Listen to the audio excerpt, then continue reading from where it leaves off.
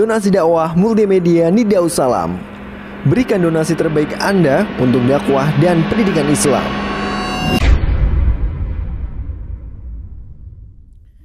Bismillahirrahmanirrahim. Alhamdulillah wassalatu wassalamu ala Rasulillah wa ala alihi wa sahbihi wa man tabi'ahum bi ihsanin ila yaumil qiyamah.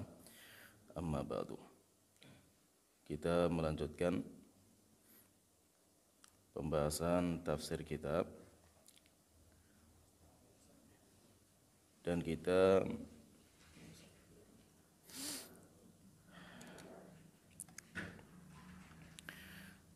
masuk di tafsir surat Al-Kautsar.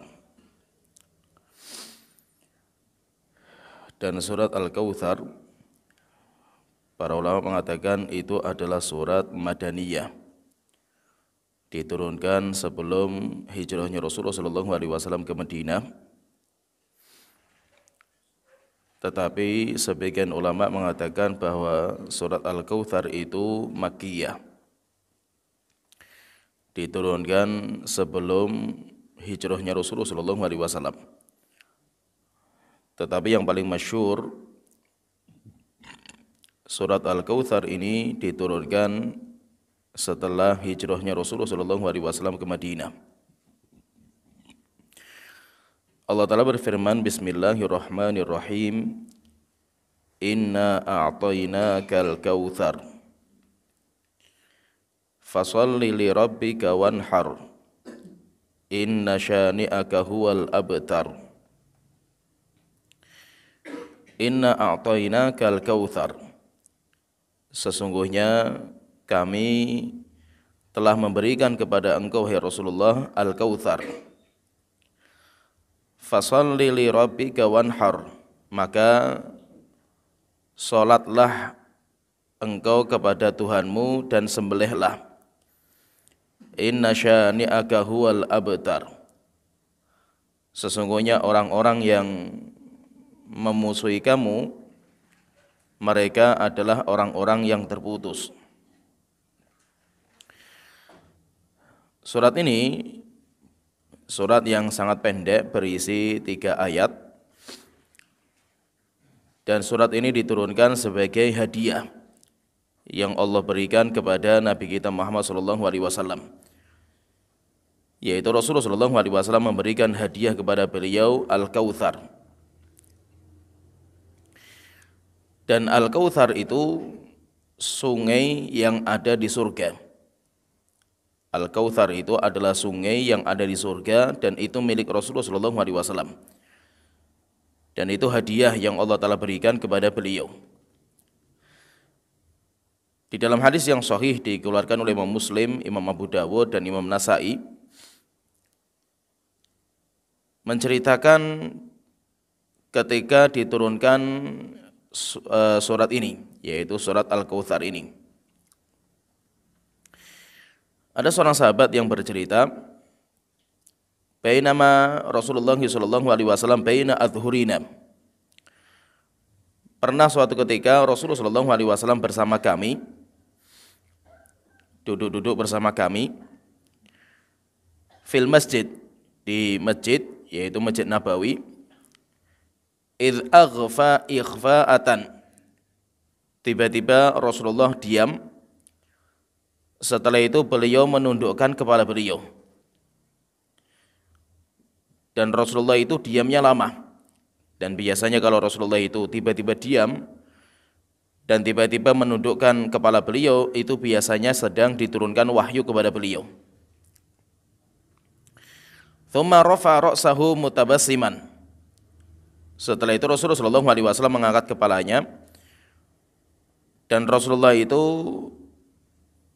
beliau tersenyum, mengangkat kepala dalam kondisi beliau tersenyum. Qulna, maka kami bertanya kepada beliau, ma adhakaka ya Rasulullah, wahai Rasulullah, apa yang membuat engkau tertawa? Qala, maka beliau berkata, bersabda, unzilat alayya anifan suratun, telah diturunkan kepada saya barusan sebuah surat. Faqara'a, kemudian beliau membaca, Bismillahirrahmanirrahim, inna a'tainakal kautsar Fasholli li rabbika wanhar inna syani'aka huwal abtar. Tsumma qala, kemudian setelah itu Rasulullah bersabda, bertanya kepada para sahabat, atadruna mal kautsar? Apakah kalian tahu al-kautsar itu apa? Yaitu al-kautsar yang Allah Ta'ala berikan kepada beliau. Al-kautsar itu apa? Qulna, maka kami berkata, Allahu wa rasuluhu a'lam. Allah dan Rasulnya yang lebih mengetahui, wahai Rasulullah. Qala, setelah itu Rasulullah bersabda, fa innahu nahrun. Al-kautsar itu adalah sungai. Wa adanihi rabbi, di mana Allah menjanjikan kepada saya dengan sungai itu, azza wa jalla, alaihi khairun katsir. Di sungai itu ada banyak sekali kebaikan.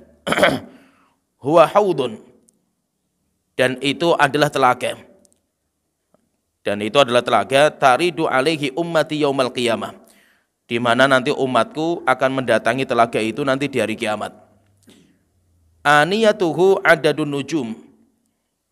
Bejana-bejana, cangkir-cangkir yang digunakan untuk menciduk minuman air yang ada di Al-Kautsar sebanyak bintang-bintang yang di langit.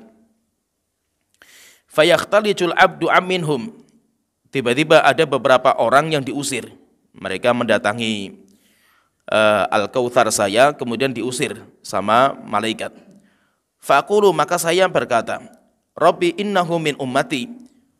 Tuhanku, sesungguhnya dia itu termasuk umatku. Fayaqul, maka Allah Ta'ala mengatakan, innaka la tadri ma ahdatsa ba'daka.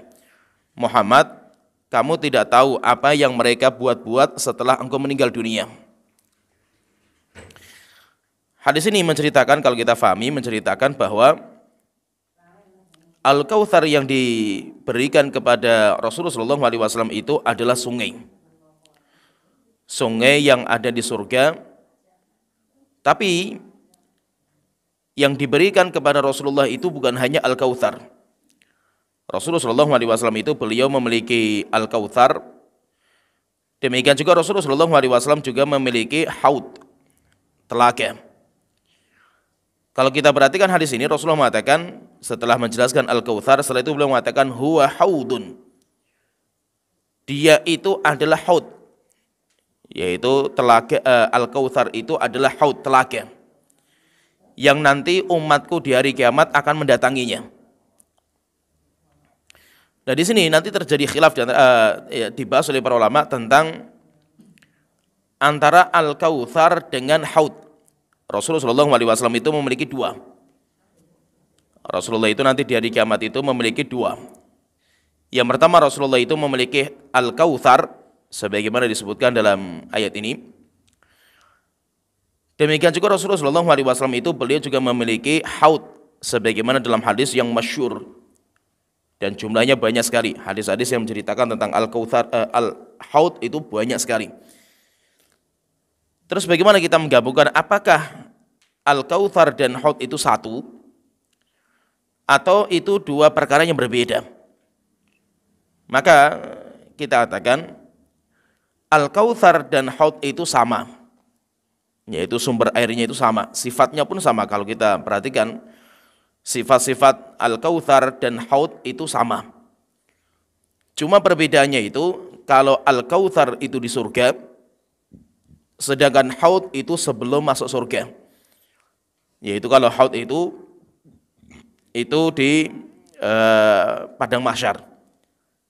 Jadi Rasulullah itu punya dua, punya Haud itu di padang mahsyar, dan Rasulullah itu memiliki Al-Kautsar itu di surga. Nanti umatnya Rasulullah SAW akan mendatangi dua-duanya.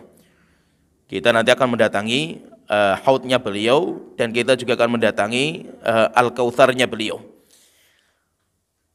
Al-Haud demikian juga telaga, kemudian juga Al-Kautsar itu sama. Yaitu sama, sumbernya itu satu. Sumbernya itu dari Al-Kautsar. Jadi ada sungai yang ada di surga, sungainya Rasulullah SAW itu, dari sungai itu ada pipa-pipa, peralon-peralon yang mengantarkan sampai ke telaga. Kemudian telaga itu, Rasulullah SAW di padang mahsyar itu memiliki telaga, kumpulan air Walaupun telaga itu mengambil airnya dari Al-Kautsar, sehingga sifatnya sama, antara haud dan kautsar itu sama. Dan nanti orang-orang yang mukmin, orang-orang yang dia itu muslim, maka nanti dia akan mendatangi telaganya Rasulullah SAW, tetapi nanti akan ada yang diusir. Akan ada orang-orang yang datang ke telaganya beliau tetapi diusir, tidak boleh masuk. Walaupun ciri-ciri umatnya Rasulullah itu ada, yaitu bekas wudhu.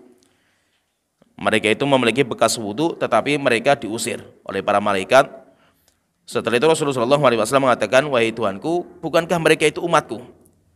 Kenapa? Karena tanda-tanda wudhu itu ada. Maka malaikat mengatakan, innaka la tadri ma ahdatsa ba'daka. Muhammad, kamu tidak tahu apa yang mereka bikin-bikin setelah engkau meninggal dunia. Nanti para ulama mengatakan, orang-orang yang nanti akan diusir dari telaga Rasulullah itu ada dua. Ada dua golongan. Yaitu, dan itu semuanya dari umatnya Rasulullah. Yang pertama, kalau kita membaca riwayat itu, ma baddalu ba'daka. Engkau tidak tahu, Muhammad, apa yang mereka ganti setelah engkau meninggal dunia. Yaitu apa? Orang-orang yang murtad dari agama. Mereka sempat muslim, kemudian mereka juga dulu ketika muslim itu mereka wudu, mereka sholat, sehingga tanda-tanda umatnya Rasulullah itu ada. Yaitu apa? Bersinar, wajahnya akan bersinar. Tetapi Rasulullah meninggal dunia, mereka murtad. Dan itu terjadi di zaman ketika Abu Bakar menjadi pemimpin. Banyak orang-orang yang murtad dari kabilah Arab. Mereka murtad dari agama, ada juga yang beriman sama nabi palsu, ada juga yang mereka murtad.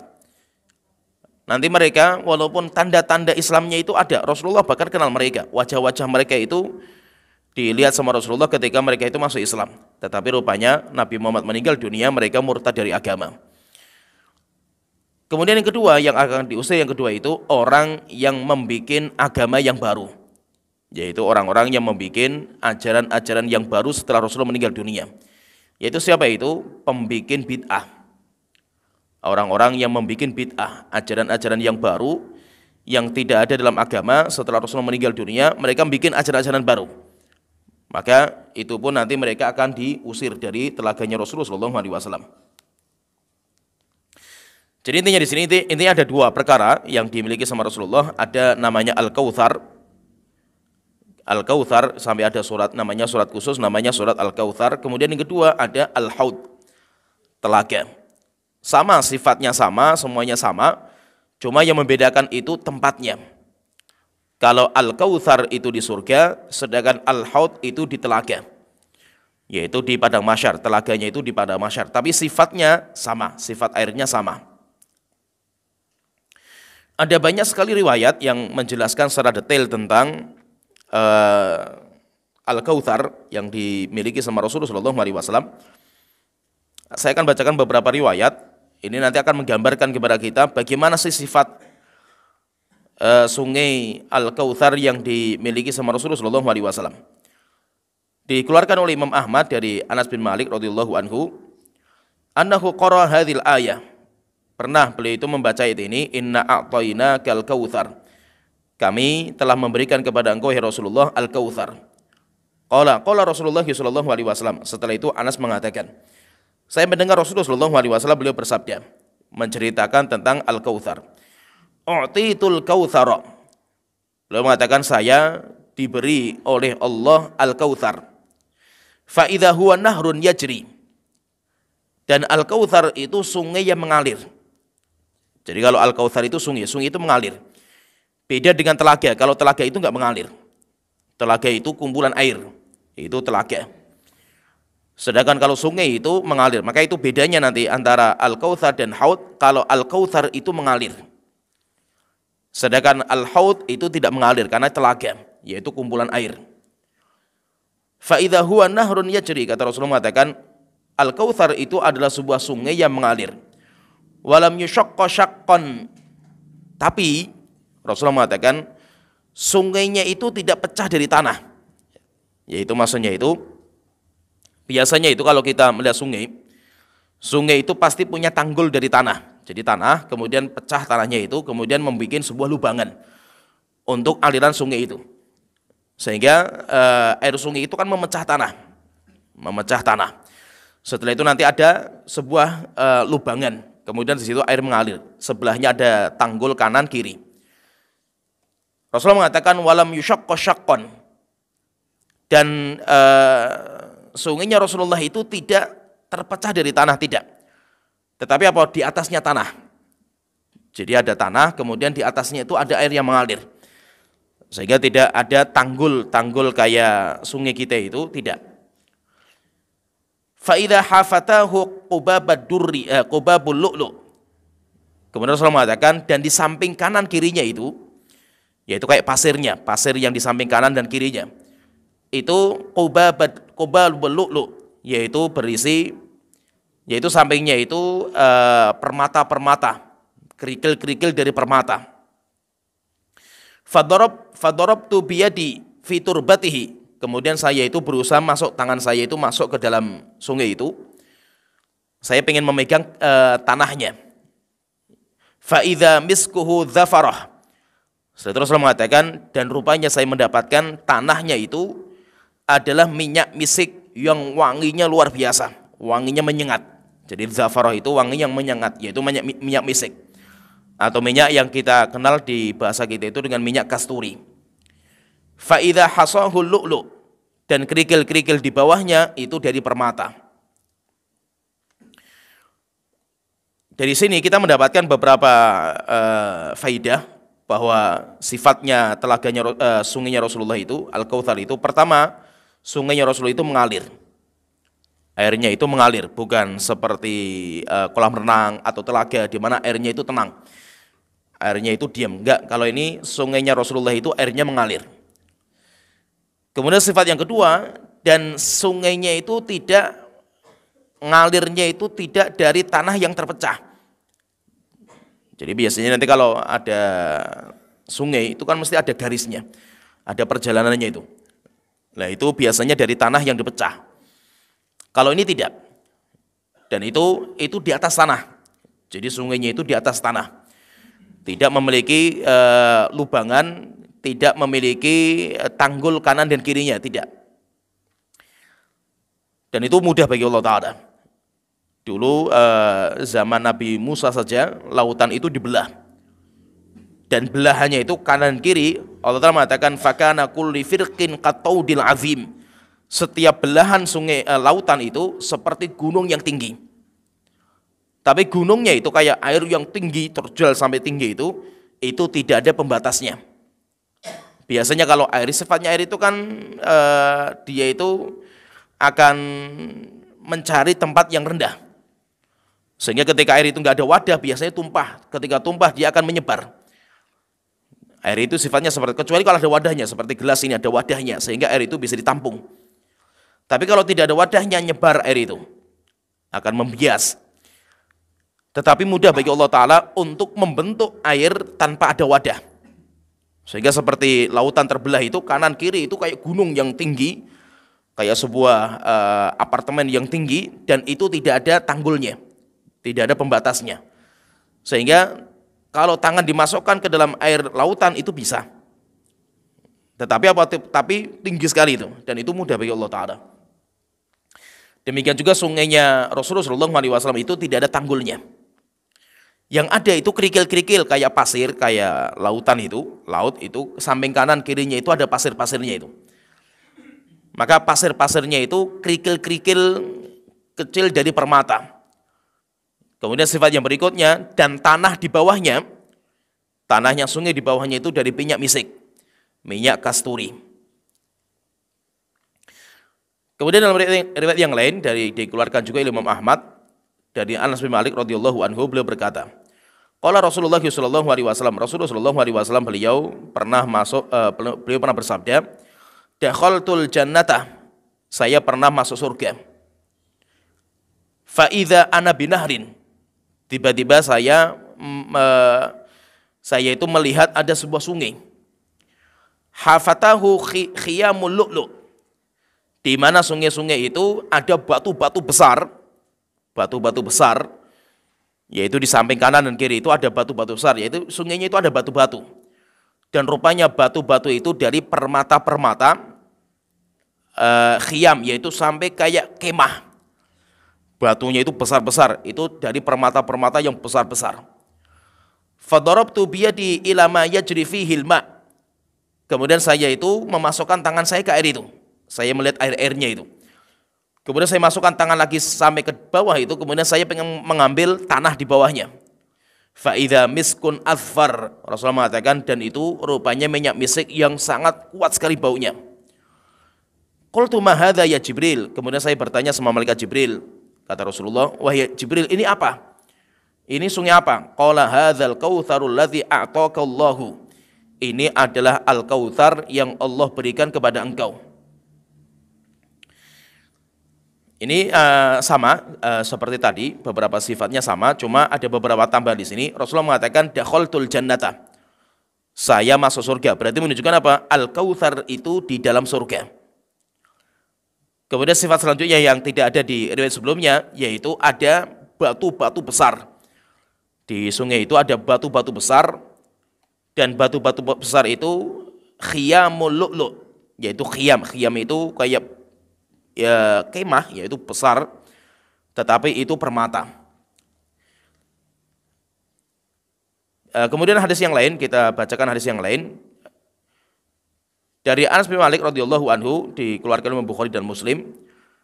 Beliau bercerita, Rasulullah sallallahu alaihi wasallam beliau bersabda, "Lama urija bi Nabi sallallahu alaihi wasallam ila sama." Ketika Rasulullah SAW itu beliau di Isra dan Mi'rajkan ke atas langit, maka beliau itu berkata, "Ataitu ala nahrin." Saya masuk ke surga. Hafatahu qibabul lu'lu'il mujaffaf. Kemudian saya itu mendapatkan ada sebuah sungai yang di sekelilingnya itu ada batu-batu namanya kubab. Kubab itu kayak rumah. Kayak kubah ya, kayak kubah, batunya itu kayak kubah. Al-lu'lu'il mujaffaf. Dan itu rupanya permata-permata yang di dalamnya itu ada rongganya. Jadi kayak sungai. Kemudian mengalir ke sebuah tempat di mana tempat itu kayak, yaitu ibaratnya kayak masuk ke sebuah lorong, di mana lorong itu kayak sebuah kubah besar, di dalamnya itu ada lubangan, yaitu kayak berarti kita kayak masuk gua, sungai itu masuk ke sebuah gua, di mana guanya itu dalamnya itu kayak sebuah kubah gitu, yaitu kayak ada sebuah bangunan besar di dalam dalamnya itu, yaitu airnya itu masuk ke situ. Dan itu mujaffaf. Mujaffaf itu ada lubang-lubangannya. Yaitu berarti apa? Seperti ya kayak gua lah. Gua yang sungainya ada sungai mengalir ke situ itu. Berarti luar biasa indahnya itu. Fakultu maka saya bertanya, "Ma hadza ya Jibril?" Apa ini wahai Jibril? Qala hadzal kautsar. Maka malaikat Jibril mengatakan itu adalah al-kautsar.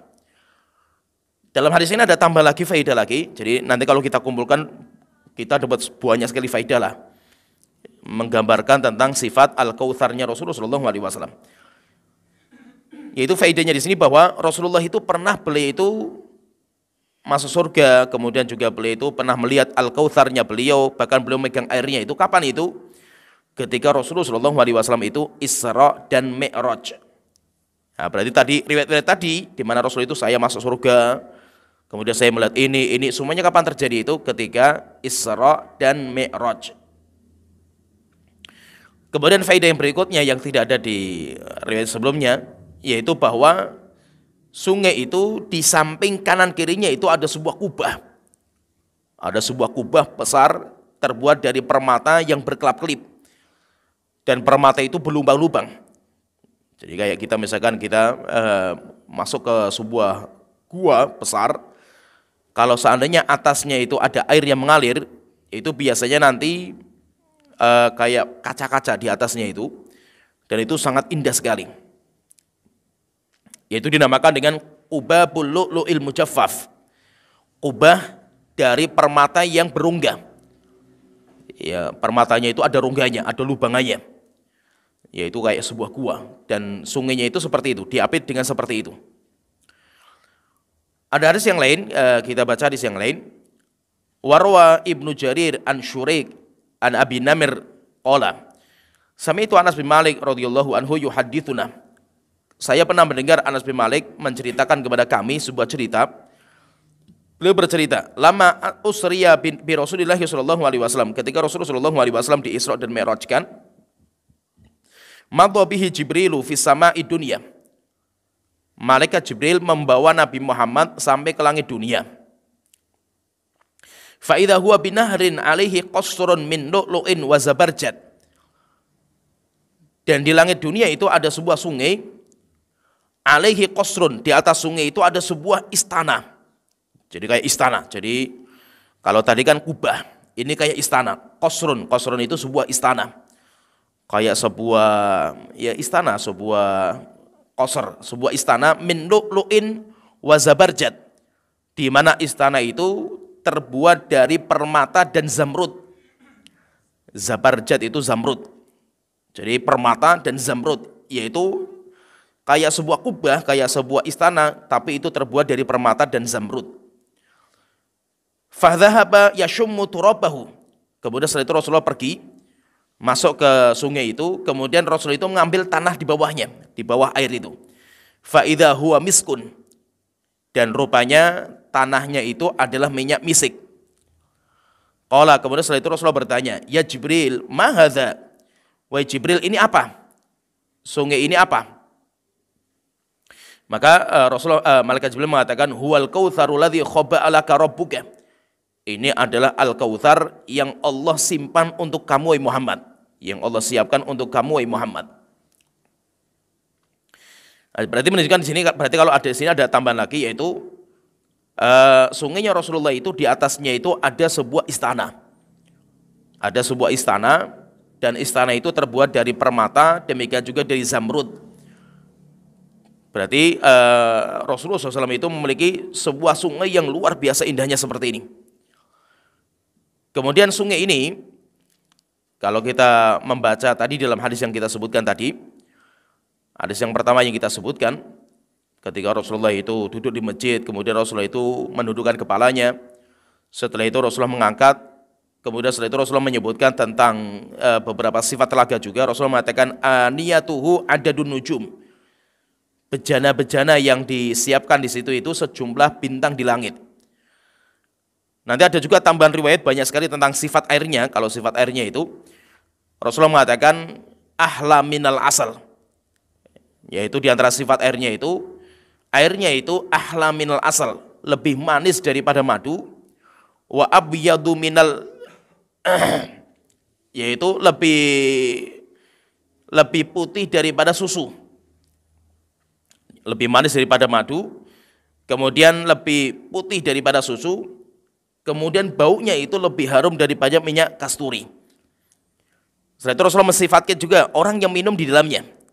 Jadi orang yang minum di dalamnya itu kayak apa? Maka Rasulullah mengatakan, man yashrab minhu syarbatan lam yazma ba'dahu abadan. Siapa yang minum satu teguk dari air itu, dia tidak akan haus selama-lamanya. Itu sifat orang yang meminumnya. Jadi kalau kita perhatikan sifatnya itu lengkap sekali, kalau kita nanti pelajari hadisnya itu lengkap sekali sifatnya itu. Sifat airnya, kemudian sifat permatanya, kerikilnya, tanahnya, kemudian bangunan-bangunan di atasnya, kemudian sifat bejananya, kemudian sifat orang yang meminumnya, itu semuanya lengkap. Kalau kita kumpulkan riwayat-riwayat lengkap. Dan itu memang gambaran sekarang nggak bisa kita gambarkan. Semua yang kita gambarkan pasti semuanya keliru. Kenapa? Karena ini semua termasuk perkara yang gaib. Perkara yang gaib itu tidak bisa kita gambarkan dengan otak kita. Perkara yang gaib itu tidak bisa kita gambarkan dengan otak kita. Semua gambaran di otak kita itu semuanya salah. Semuanya salah. Kenapa? Karena otak kita itu hanya bisa menggambarkan dunia. Yang pernah kita lihat, yang pernah kita dengar, yang kita pernah raba, itu kita bisa gambarkan. Sedangkan kehidupan di surga itu beda sekali, jauh dengan dunia dan seisinya. Sehingga walaupun Rasulullah mengatakan bahwa di sana itu misalkan baunya itu seperti minyak kasturi, itu cuma kayak saja itu. Apakah baunya itu kayak minyak kasturi di dunia itu? Enggak, jauh sekali. Demikian juga gambarnya tadi misalkan ahla minal asal, lebih manis daripada madu. Apakah itu madu dunia? Ya gambarannya hampir mirip. tapi jauh sekali bedanya itu. Sehingga tidak bisa disamakan antara kenikmatan akhirat dengan kenikmatan dunia itu nggak ada persamaan kecuali cuma nama. Jadi itu cuma mimbabi takrib, pendekatan otak kita saja itu, pendekatan. Oh ada namanya madu. Madu itu kan kita sudah merasa rasanya manis. Apakah madu nanti di hari kiamat itu seperti itu? Enggak, jauh sekali. Maka itu sampai Abdullah bin Abbas belum mengatakan, ma fil jannati minad dunya illa asma. Tidak ada yang sama antara kenikmatan surga dengan dunia kecuali sama namanya. Yaitu yang menyamakan itu cuma namanya saja. Sehingga di surga itu ada, kalau tadi kita lihat kautsarnya Rasulullah misalkan itu air. Apakah seperti air kita? Namanya air, tapi hakikatnya beda. Air, kemudian di sana juga ada permata. Apakah permata itu seperti di kita? Namanya sama, cuma hakikatnya beda. Demikian juga misalkan seperti baunya minyak kasturi, semua. Tidak ada yang sama antara kenikmatan surga dengan dunia kecuali cuma namanya yang sama. Tapi hakikatnya beda. Di surga itu nanti banyak kenikmatan yang ada di dunia. Seperti di surga itu ada bidara, Sidratul Muntaha, itu kan di langit ada. Demikian di surga itu ada pisang. Demikian juga di sana ada delima, ada anggur. Demikian juga di sana ada khomer dan yang lainnya lengkap. Seperti kayak nama-nama dunia lah itu. Tetapi hakikatnya berbeda. Oleh itu jelas beda, nggak ada sama dengan kenikmatan dunia. Cuma itu membabi takrib untuk mendekatkan pemahaman. Karena supaya ketika Allah itu menyebutkan tentang kenikmatan surga, orang itu bisa mendekatkan dengan akalnya. Walaupun apa? Tidak mungkin bisa digambarkan. Walaupun misalkan ada orang misalkan menggambarkan, oh sungainya Rasulullah mungkin gambarannya seperti ini, itu semuanya salah. Kenapa? Karena gambaran otak kita itu hanya bisa menggambarkan kadar dunia saja. Sedangkan kenikmatan akhirat itu bukan kenikmatan dunia, jauh sekali. Seperti misalkan orang di surga itu mereka makan minum. Bahkan kekuatan mereka untuk makan itu dilipat gandakan 100 kali lipat. Kekuatannya itu, kekuatan untuk makan, minum, berhubungan intim itu dilipatkan sampai 100 kali lipat. Jadi mereka kerjanya kenapa? Karena mereka nggak ada peraturan lagi. Di surga itu nggak ada lagi sholat, nggak ada pantangan, tidak ada yang haram, tidak ada yang wajib, sudah nggak ada. Sehingga kerjaan mereka itu hanya menikmati. Sehingga bahwa mereka diberikan kemampuan, kekuatan syahwat sama Allah Ta'ala 100 kali lipat. Kalau Nabi Muhammad itu diberikan 30 kali lipat. Rasulullah itu u'tiya quwwatu thalathin. Rasulullah itu diberikan kekuatan 30 laki-laki. Sehingga ketika Rasulullah misalkan perang Khandaq, bikin parit, ada batu besar yang tidak bisa dipecah sama para sahabat, Rasulullah pecah, sekali pukulan pecah batunya itu. Karena Rasulullah memiliki kekuatan 30 kali lipat dari manusia biasa. Sedangkan nanti di surga itu kekuatannya sampai 100 kali lipat. Mereka makan, minum. Tapi karena kenikmatan surga itu bersih, tidak ada ampasnya, maka mereka itu tidak kencing, mereka tidak BAB, mereka tidak meludah. Dan yang lainnya kenapa? Karena bersih. Nggak ada kotornya sama sekali. Terus sampahnya itu kemana? Maka kenikmatan surga itu nggak ada sampahnya. Kenikmatan surga itu tidak sampahnya. Sisanya itu cuma sendawa. Sisa dari makanan yang mereka makan itu yang ada sampahnya itu cuma sendawa. Dan sendawa itu pun kata Rasulullah mengatakan baunya seperti minyak kasturi. Sisanya nggak ada. Sehingga tidak ada kencing, tidak ada BAB, tidak ada kentut, tidak ada apa-apa. Kenapa? Karena bersih. Kenikmatan surga itu bersih. Maka kenikmatan surga itu nggak bisa kita bayangkan dengan kenikmatan dunia. Apa saja yang kita bayangkan pasti keliru, nggak mungkin salah, nggak mungkin sama. Oleh itu intinya kita sebutkan riwayat-riwayat ini saja itu cuma mimbabi takrib untuk mempermudah pemahaman. Walaupun hakikatnya nggak seperti itu.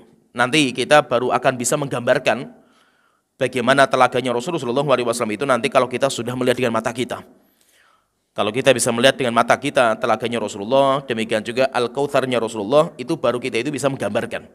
Kalau sekarang nggak bisa menggambarkan, kita hanya bisa mendekatkan pemahaman. Oh berarti gambarannya seperti itu, miripnya itu. Berarti luar biasa indahnya. Apalagi kalau kita nanti melihat dengan mata kita langsung, luar biasa lagi indahnya itu. Dan ini pendapat yang masyhur di kalangan para ulama bahwa Al-Kautsar itu adalah telaga. Al-Kautsar itu adalah sungai. Seperti yang tadi kita sebutkan. Walaupun memang ada sebagian ulama yang mengatakan Al-Kautsar itu al-khairul katsir. Inna a'tainakal kautsar. Kami memberikan kepada engkau wahai Muhammad al-kautsar. Al-kautsar itu apa? Al-khair katsir. Banyak ulama ahli tafsir yang mengatakan seperti itu. Kebaikan yang banyak. Al-kautsar itu kebaikan yang banyak. Kenapa? Karena ada sebuah riwayat dari dikeluarkan Imam Bukhari dari Abdullah bin Abbas radhiyallahu anhu, beliau mengatakan annahu qala fil kautsar, bahwasanya Abdullah bin Abbas mengatakan tentang al-kautsar, huwal khairul ladzi a'tahu Allahu iyyahu. Al-kautsar itu adalah kebaikan yang Allah berikan kepada Nabi Muhammad. Qala Abu Bashir, maka Abu Bashir mengatakan, qultu li Sa'id bin Jubair, saya bertanya sama Sa'id bin Jubair, fa inna nasan yaz'umuna annahu nahrun fil jannah. Maka beliau mengatakan, ada orang-orang yang menganggap Al-Kautsar itu sungai yang ada di surga. Faqala Sa'id, maka Sa'id mengatakan, an-nahrul ladzi fil jannati minal khairil ladzi a'tahu Allahu iyyahu. Sungai yang ada di surga itu termasuk kebaikan yang Allah berikan kepadanya. Yaitu maksudnya, ada ulama-ulama yang mengatakan Al-Kautsar itu kebaikan. Ada yang mengatakan yang masyhur, dari hadis yang masyhur itu Al-Kautsar itu sungai. Terus bagaimana cara menggabungkan? Maka beliau mengatakan, kata Sa'id bin Jubair, beliau mengatakan Abdullah bin Abbas ketika mengatakan dalam beberapa riwayat bahwa Al-Kautsar itu kebaikan, maksudnya itu sungai yang Allah siapkan untuk Nabi Muhammad di surga itu termasuk kebaikan yang besar sekali. Maka ada sebuah riwayat Abdullah bin Abbas mengatakan Al-Kautsar al-khairul katsir. Al-Kautsar itu adalah kebaikan yang banyak. Itu kan secara umum. Memang Al-Kautsar itu adalah kebaikan. Termasuk kebaikan itu apa? Termasuk kebaikannya yang Allah berikan kepada Nabi Muhammad itu adalah sungai yang mengalir di surga, dan itu disiapkan untuk Nabi kita Muhammad SAW. Ya, azan dulu. Hah? Yang benar. Ada sebuah riwayat kita tambahkan lagi. Abdullah bin Abbas, jadi memahami Al-Kautsar itu apa ini? Memahami Al-Kautsar itu. Maka tadi kita sebutkan pendapat yang paling masyhur Al-Kautsar itu adalah sungai yang mengalir di surga, dan kita telah jelaskan dalil-dalilnya banyak sekali.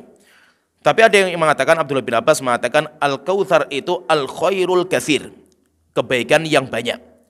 Maka kita katakan surga ketika Nabi Muhammad memiliki sungai itu kebaikan yang banyak.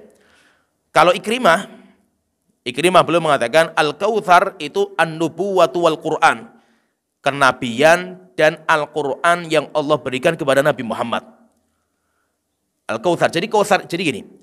Kenapa kok ulama-ulama itu berbeda pendapat dalam masalah tafsir? Karena Al-Kautsar itu artinya banyak.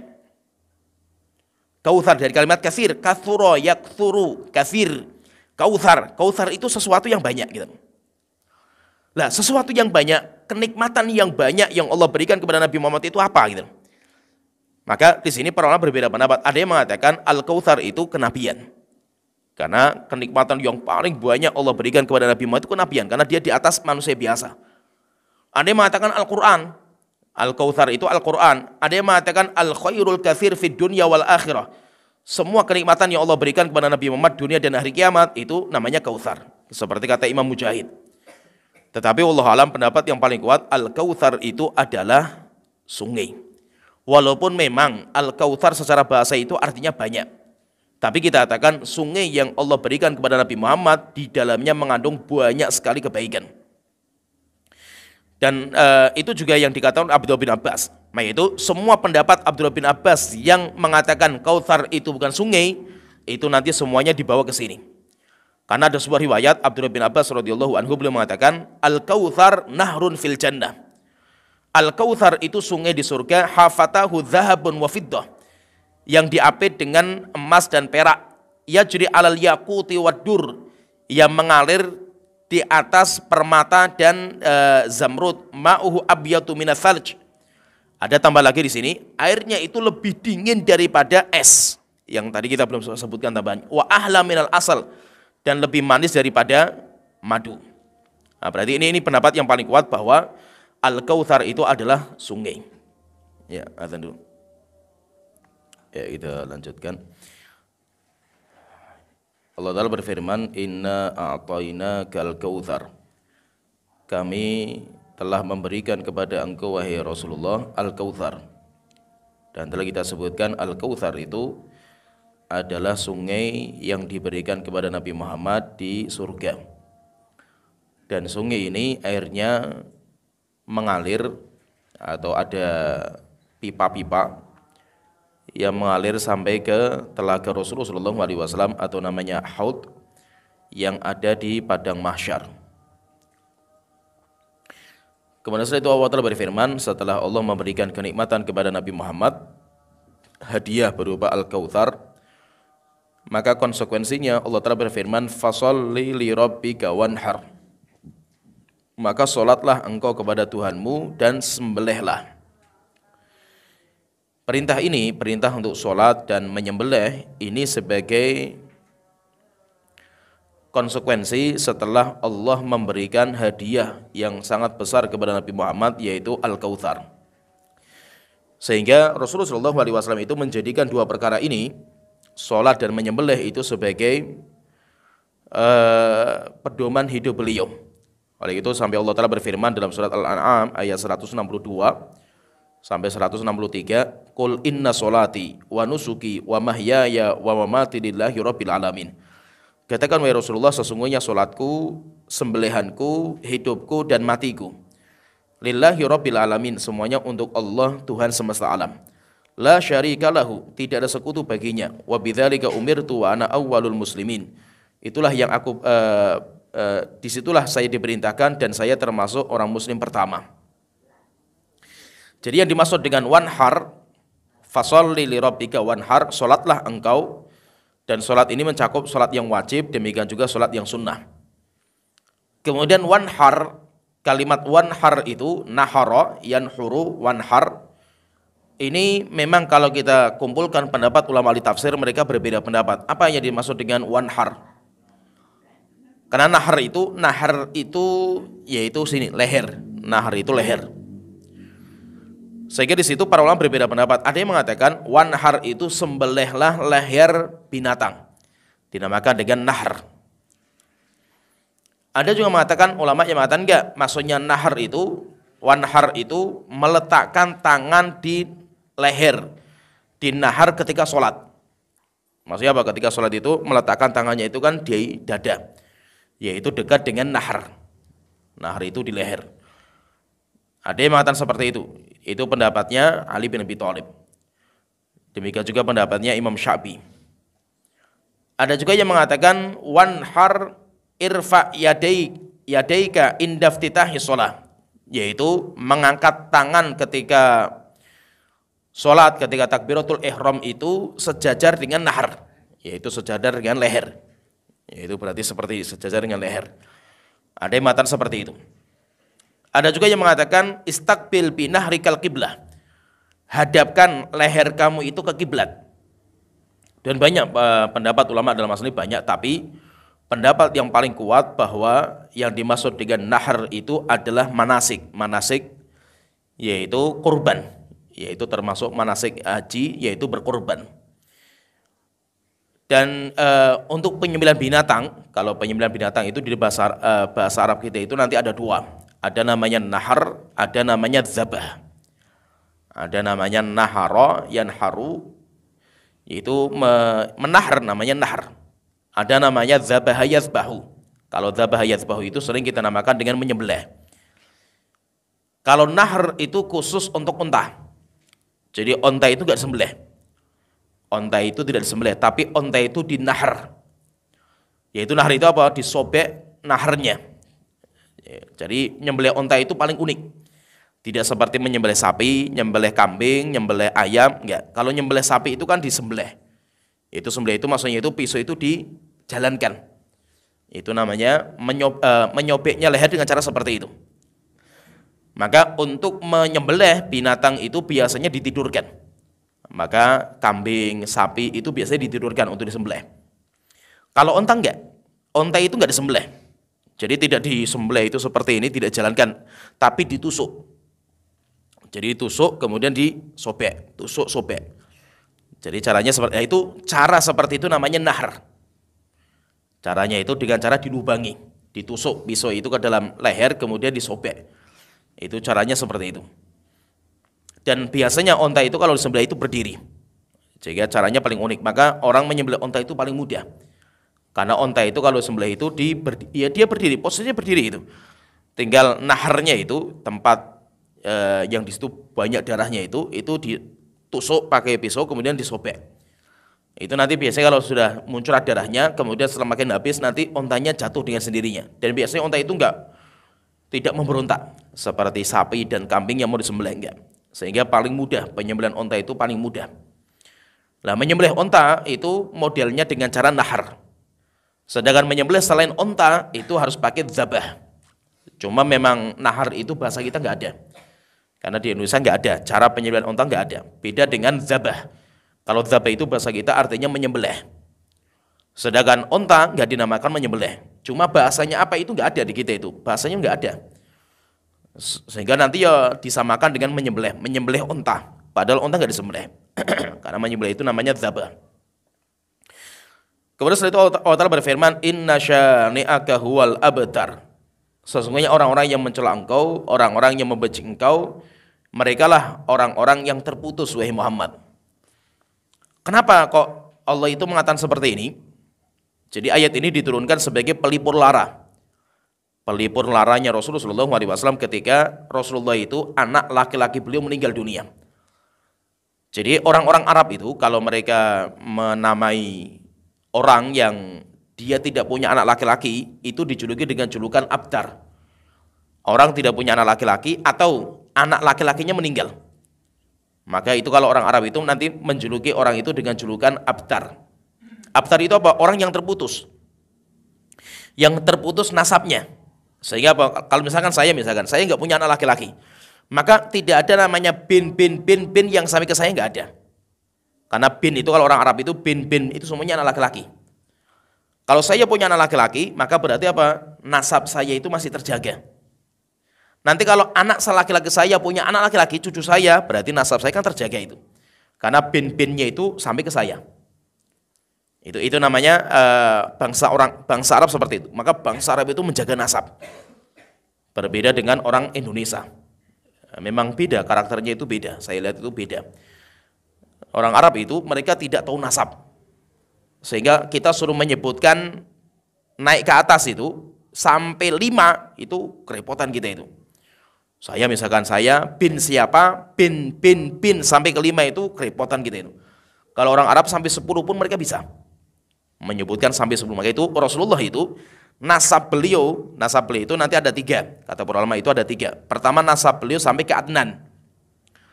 Itu sepakat sekitar 25 nasab. Yaitu Rasulullah bin sampai 25 itu sahih kalau itu.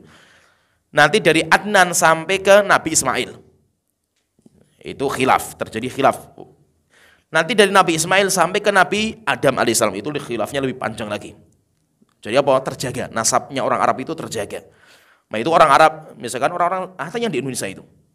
Mereka misalkan orang Arab, mereka pergi ke Yaman, tempat asalnya mereka. Orang Arab Indonesia misalkan yang pergi ke Yaman misalkan itu. Di Yaman, dia ditanya sama orang Yaman, kamu siapa? Saya ini, bin ini, marganya ini. Oh berarti kamu itu dari sana, kampungnya sana. Oh itu masih ada paman kamu ini, berarti kamu nyambungnya sama itu tahu semua itu. Terjaga. Sampai terkadang misalkan kita ketemu sama orang misalkan ya. Orang sama orang Arab misalkan ya. Mereka ngomong saya ini bin. Oh berarti kamu keluarga saya, tapi dari kakek keempat. Itu nanti bisa tahu mereka itu. Kalau orang Indonesia enggak. Orang Indonesia enggak. Sampai buyutnya saja terlalu lupa. Buyut kamu namanya siapa gitu loh. Enggak tahu buyutnya itu. Siapa nama buyutnya itu. Buyut loh, itu baru tingkatan buyut. Belum sampai ke 5 gitu loh.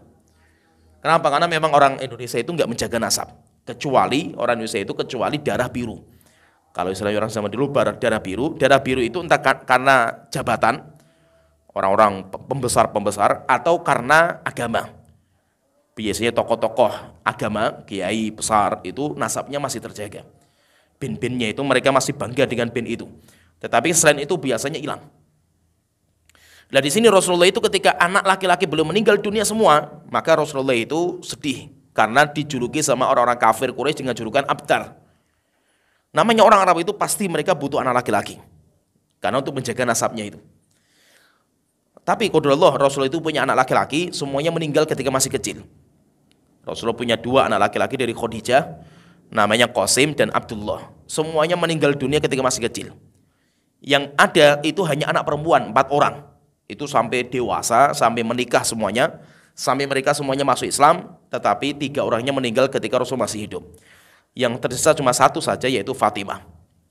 Rasulullah juga punya anak laki-laki bukan dari Khadijah, dari budaknya beliau, namanya Ibrahim. Dinamakan Ibrahim. Ibrahim juga ketika 18 bulan meninggal dunia. Rasulullah pengen punya anak laki-laki supaya bin-binnya itu kembali ke Rasulullah. Akhirnya Rasulullah itu ngangkat anak Zaid, diangkat sebagai anak Rasulullah. Dan zaman dulu boleh anak angkat itu dinisbatkan binnya kepada bapak angkatnya. Sehingga Zaid karena itu diangkat sebagai anak angkat, maka namanya Zaid bin Muhammad. Rasulullah pengen punya itu, bin Muhammad itu pengen Rasulullah itu. Tapi setelah itu rupanya hukum mengangkat anak dengan dinisbatkan anak itu kepada bapak angkatnya, namanya hukum tabani zaman dulu itu namanya. Itu dibatalkan oleh Allah Ta'ala, tidak boleh lagi. Ud'uhum li'abaihim, panggillah anak angkat kalian dengan nama bapak mereka. Sehingga setelah itu ya namanya Zaid bin Harithah, bukan Zaid bin Muhammad.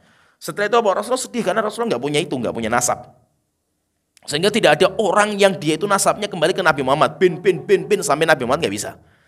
Paling polnya itu ya sama Hasan dan Husain. Tapi Hasan Husain itu nggak ke Nabi Muhammad. Hasan Husain misalkan Ali bin Husain bin Ali bin Abi Thalib. Kembalinya ke Ali bin Abi Thalib, bukan kepada Fatimah. Karena Fatimah perempuan. Sehingga anaknya Fatimah nasabnya kembalinya kepada suaminya, kepada Ali bin Abi Thalib, bukan kepada Nabi Muhammad. Maka nanti Ali itu beliau punya anak dari beberapa istri, karena Ali itu ketika Fatimah masih hidup, Ali tidak menikah dengan wanita yang lain. Tapi rupanya Fatimah itu nggak lama, Nabi Muhammad meninggal dunia, 6 bulan setelahnya Fatimah meninggal. Setelah itu nanti Ali itu menikah dengan banyak wanita. Maka nanti para ulama itu ketika ingin membedakan antara ini anaknya Ali dari Fatimah dengan selain Fatimah, maka mereka kalau anaknya Fatimah dinisbatkan kepada Ali, Husain bin Ali, Hasan bin Ali, itu seperti itu. Tapi kalau selain dari Fatimah, maka dinisbatkan kepada ibunya, Muhammad Al-Hanifiyah. Al-Hanafiyah, kenapa? Karena ibunya, yaitu istrinya Ali, dari marga Hanafiyah, sehingga dinamakan Muhammad Al-Hanafiyah. Muhammad Al-Hanafiyah itu ya anaknya Ali bin Abi Thalib, tapi bukan dari Fatimah. Tapi dia itu anaknya Ali bin Abi Thalib. Jadi intinya Rasul itu sedih ketika beliau itu anaknya meninggal dunia, sampai akhirnya dijuluki dengan julukan Abtar sama orang kafir Quraisy. Akhirnya Rasulullah itu dihibur sama Allah Ta'ala, inna syani'aka huwal abtar. Muhammad jangan takut, yang terputus itu mereka, orang-orang yang benci kamu. Setelah itu bagaimana cara supaya Allah itu mengekalkan namanya Rasulullah, supaya tidak mati namanya itu? Maka bukan dengan jalur nasab, tapi Allah mengangkat nama beliau disandingkan dengan nama Allah Ta'ala. Maka Allah Ta'ala berfirman, wa rafa'na laka dzikrak, kami akan mengangkat penyebutan engkau Muhammad dengan cara apa? Engkau namanya disandingkan dengan nama Allah Ta'ala. Azan misalkan, asyhadu alla ilaha illallah, asyhadu anna muhammadar rasulullah. Namanya Nabi Muhammad disandingkan dengan nama Allah Ta'ala. Akhirnya namanya Nabi Muhammad dikenal kekal dan abadi, bukan dengan jalur nasab, tetapi dikenal dengan jalur kemuliaan yang lebih dari itu, yaitu apa? Diangkat disandingkan dengan nama Allah Ta'ala. Inna syani'aka huwal abtar, sesungguhnya orang yang mencela engkau, dia adalah orang yang terputus. Siapa orang ini? Maka nanti ulama ahli tafsir berbeda pendapat. Ada yang mengatakan ayat ini diturunkan kepada Al-As bin Wa'il. Namanya Al-As bin Wa'il. Kenapa? Karena Al-As bin Wa'il itu yang menjuluki Nabi Muhammad sebagai orang abtar. Sebagaimana kata Yazid bin Ruman, dia mengatakan kana Al-As bin Wa'il idza dzukira Rasulullah sallallahu alaihi wasallam yaqul.